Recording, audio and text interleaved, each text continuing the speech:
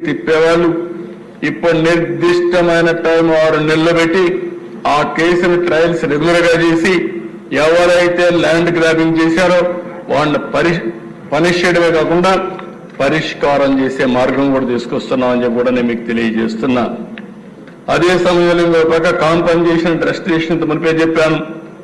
Allow but limited enforcement ఉండేది. అప్పుడు compensation for wrongful position was less strict అన్నమాట. చాలా స్ట్రిక్ట్ గా కూడా లేకుండా లిబరల్ గా ఉండేవాళ్ళు.